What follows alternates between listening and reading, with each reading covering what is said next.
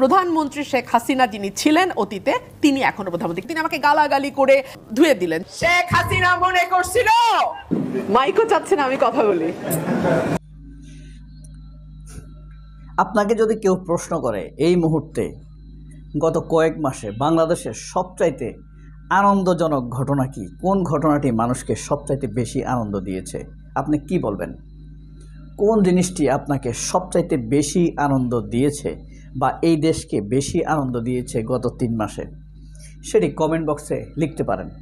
তবে যদি আপনাকে প্রশ্ন করা হয় এই দেশের গত 2-3 মাসে সবচাইতে বিরক্তিকর লোককে, বিরক্তিকর কথাবার্তা কোনগুলি, তাহলে আপনি কি জবাব দিবেন? আজকে আপনাদের সাথে কথা বলবো জাতীয় বিরক্তি নিয়ে। গত 3 মাসে যদি সবচাইতে আনন্দের ঘটনা হয়ে থাকে শেখ হাসিনার পলায়ন, আর সবচাইতে বিরক্তিকর ঘটনা হলো রুমিন ফারহানার কথাবার্তা।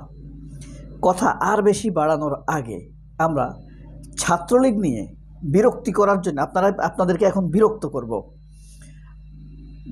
ছাত্রলীগকে নিয়ে রুমিন ফারহানা যে কথা বলেছেন সেই কথাটি আমরা শুনি। ছাত্রলীগ বাদই দিলাম, কোন একটি ছাত্র সংগঠন যেটা যে কোনো দলের সঙ্গে যুক্ত, যে কোনো আদর্শে বিশ্বাস করে একটা ছাত্র সংগঠন, তাকে আজকে আপনি নিষিদ্ধ করলেন। তার তো কিছু সদস্য আছে, আপনি কি তাদের মন থেকে ওই আদর্শটা বা যে নীতিটা তারা বিশ্বাস করে ওটাকে মুছে ফেলতে পারবেন? নিম্ন যে অপরাধের সঙ্গে তারা যুক্ত ছিল, ধর্ষণ থেকে শুরু করে ঠান্ডা মাথায় পিটিয়ে পিটিয়ে আবরার ফাহাদের মতন ছাত্রকে ছাত্রলীগকে নিষিদ্ধ করা যাবে না, তার অনুসারী আছে, তারা কোথায় যাবে? উনি কি পাগল? উনি সুশিক্ষিত, উচ্চশিক্ষিত, সুশিক্ষিত না, প্রতারক। উনি জানেন জার্মানের সবচেয়ে জনপ্রিয় দল হইল হিটলারের নাৎসি পার্টি, সেটাকে নিষিদ্ধ করা হয়েছে তার কর্মকাণ্ড, খুন, ধর্ষণ, হত্যা, মানবতা বিরোধী অপরাধের জন্য। তারপরও তিনি সেই কথা জেনেও তিনি কেন বলেন না? এমন একজন আইনজীবী জার্মানের এই ঘটনা জানে না, তা হতে পারে না। এটা জেনেও তিনি ছাত্রলীগ নিষিদ্ধের বিরুদ্ধে কথা বলেছেন। এটার ভিতরের রহস্যটা কি? তার এই বক্তব্যটা মানুষের মধ্যে অনেক বিরক্তির তৈরি করেছে। এরপরে তিনি শুধু জাতীয় বিরক্তিতে পরিণত হননি, তিনি বিএনপিরও বিরক্তিতে পরিণত হয়েছেন। এই বক্তব্যটি শুনুন আগে, তারপর বলবো। জনাব তারেক রহমান বিএনপির সবচেয়ে বড় বোঝা, তার নামের সঙ্গে একসাথে উচ্চারিত হয় হা ভবন, 10% খাম, কিন্তু এই সরকার পতনে তো তারেক রহমানের ভূমিকা জিরো। এনি হলেন রুমিন ফারহানার খুব প্রিয়, সবচাইতে প্রিয় সাংবাদিক। আর সেই লোক তারেক রহমানকে এভাবে তুচ্ছতাচ্ছিল্য করে কথা বলেছে। রুমিন ফারহানা কি কোনোদিন প্রতিবাদ জানিয়েছেন? জানাননি। আরও 2-একটা কথা বলে, সেটা হলো সময় টিভি এবং 71 টিভি, ডিবিসি টিভি তারেক রহমানকে সবচাইতে বেশি অপমান করেছে। প্রথম আলো তারেক রহমানকে সবচাইতে বেশি পচিয়েছে। তিনিই এবং তার দল বিএনপি কোনোদিন কি এসবের প্রতিবাদ করেছে? এই কারণে তিনি বিএনপির ভিতরেও খুব শীঘ্রই একদম পচা মালে পরিণত হবেন। আচ্ছা, এই বিষয়ে আমরা আর কথা বাড়াচ্ছি না। এরপরে আসুন, এই রুমিন ফারহানা কিভাবে বিএনপির সাথে সমন্বয়কারীদের মুখোমুখি দাঁড় করাচ্ছেন, আমরা প্রথম বক্তব্যটি শুনি। ছাত্রদের এক ধরনের ট্রলিং, তার কোনো বক্তব্য নিয়ে দেখলাম মির্জা আব্বাস, যার অবদান বিএনপিতে অনস্বীকার্য, তাকে নিয়েও কথা হচ্ছে। বাবু গয়েশ্বর চন্দ্র রায়, ওনারা প্রত্যেকেই তো লেজেন্ডারি পলিটিশিয়ান, ওনাদেরকে নিয়ে বাচ্চা বাচ্চা ছেলেরা কমেন্ট করছে। শুনেছেন এই কথাটি কি ছাত্রদের সাথে একটি দূরত্ব তৈরি করে না? কথা বলা যায়, আরও কৌশলে বলতে হয়। বিএনপির এখন ছাত্রদের সাথে দূরত্ব তৈরি করা কি দলের জন্য ভালো জিনিস? ভালো জিনিস না। এরপরে দেখেন সরকারের সাথে কিভাবে দূরত্ব তৈরি করছে। সরকার যদি নিজেই নিজেকে ব্যর্থ করে তাহলে আমাদের কিছু করার নাই। গত 90 দিন এবং এরপরে বোধহয় আরো 10 দিন, মোট 100 দিন ধরে ঘটেছে। এবং 100 দিন ধরে এই ঘটনাগুলো ঘটবার পরে আজকে যদি সরকারের ভেতরে থাকা একজন ব্যক্তি বলেন যে অন্য কোনো রাজনৈতিক দলের নির্বাচন চাইবার জন্যে এই সকল দাবি চাপা পড়ে যাচ্ছে, তাহলে একেবারেই নিজের দায়িত্বকে অস্বীকার করা, নিজের ব্যর্থতাকে ঢাকবার একটি খুবই হাস্যকর প্রয়াস ছাড়া এটাকে আর কি বলবো বলে। সরকারের সাথে বিএনপির দূরত্ব তৈরি হয়েছে, এসব কথা আপনার বলার দরকার আছে? এটা কি বিএনপির মধ্যে তিনি ভালো স্বাস্থ্য চান? না, মোটেই না। তিনি ভারতের কাছে ভালো স্বাস্থ্য চান। কারণ কি?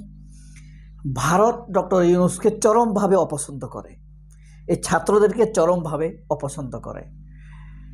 এটা হলো ভারতের এজেন্ডা বাস্তবায়ন। ভারতের 1 নম্বর টার্গেট হলো ডক্টর ইউনূসকে তাড়ানো। কারণ ডক্টর ইউনূসকে যদি তাড়ানো যায় তাহলে কোনো সরকার ভারতের এজেন্ডার কাছে 10 দিনও টিকতে পারবে না। সেনাবাহিনী তাকে উড়াল মেরে ফেলে দিবে ভারতের ইশারায়। বাংলাদেশের সেনাবাহিনী এখনও ভারতের ইশারায় চলে। ভারতের ইশারায় যেই সরকারই আসুক টোকা মেরে ফেলে দিবে, জাস্ট উড়িয়ে দিবে। ডক্টর ইউনূসকে পারছে না, কারণ Yunus is an international figure. ইউনূসকে উড়িয়ে দিলে সেনাবাহিনী নিষেধাজ্ঞা খাবে, বিদেশে মিশন পাবে না। বিপজ্জনক কথা, তারপরও বললাম। এই ভারতের এজেন্ডাকে বাস্তবায়ন করার জন্য এদেশে কিছু লোক আছে, এর সাথে মির্জা ফখরুলও আছে। এরপরে দেখেন আরেকটি কথা শুনেন, তিনি ছাত্রদের বিরুদ্ধে কিভাবে বলছেন। দেখেন, আমরা যেটা দেখছি যে একদল ছাত্র যারা নিজেদেরকে সমন্বয়ক বলছেন, সহ সমন্বয়ক বলছেন, এবং যারা দাবি করছেন যে যারা মির্জা আব্বাস, তারপরে এই মির্জা ফখরুল, দুই মির্জা, এরপরে গয়েশ্বরচন্দ্র রায়, তারা অবশ্যই ভালো নেতা, কিন্তু গত 3 মাসে তাদের যে ভূমিকা তা অত্যন্ত ন্যাক্কারজনক, দেশের জন্য ন্যাক্কারজনক। সরকারকে সহযোগিতা করছে না মির্জা ফখরুল, অন্যরা হয়তো করার মানসিকতা আছে, মির্জা ফখরুল ইউনূস সরকারকে সহযোগিতা করছে না। এরপরে মির্জা ফখরুল বলছেন বাবার আগে ছেলে হাঁটলে বিপদ হয়। এটা কি ভালো কথা হলো? ছাত্ররা কি মির্জা ফখরুলকে ট্রল করেছে?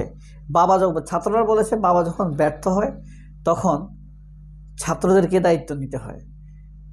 তো মির্জা আব্বাসরা ব্যর্থ হয়েছে, মির্জা ফখরুলরা ব্যর্থ হয়েছে বলেই তো ছাত্ররা দায়িত্ব নিয়েছে, কিন্তু ছাত্ররা কখনো বলেনি তারা তাদের শত্রু। মির্জা ফখরুলরাই গায়ে পড়ে ছাত্রদেরকে ব্যর্থ করার চেষ্টা করছে ভারতকে খুশি করার জন্য। এটি অবশ্যই বিএনপিকে বুঝতে হবে। মির্জা ফখরুল এখন প্রতিদিন বিএনপিকে অজনপ্রিয় করে দিচ্ছে। দলের তৃণমূল কর্মীদের অবস্থা নড়বড়ে হয়ে যাচ্ছে। বাংলাদেশে কোনোদিনও ইন্ডিয়ান ওরিয়েন্টেড পলিটিক্স মানুষ পছন্দ করবে না। তারা নিয়মিত মানুষ হত্যা করে, আমাদেরকে বিপদে ফেলতে চায়। আপনি কোন অসম্ভব ধোঁয়াশা ঘেঁষা কৌশল অবলম্বন করবেন, আপনি কোন হেকমত অবলম্বন করবেন, এগুলো মানুষ দেখবে না। আপনার হেকমত নিয়ে আপনি থাকেন, কিন্তু আপনি ভারত ওরিয়েন্টেড কথা বলবেন, আপনাকে মানুষ পছন্দ করবে না।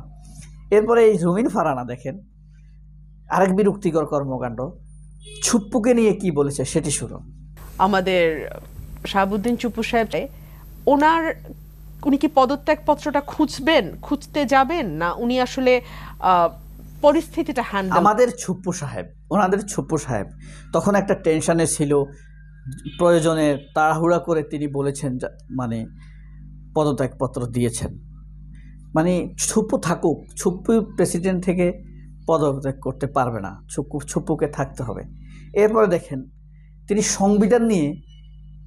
সংবিধান রক্ষা করতে হবে, এইসব নিয়ে কি বলছেন।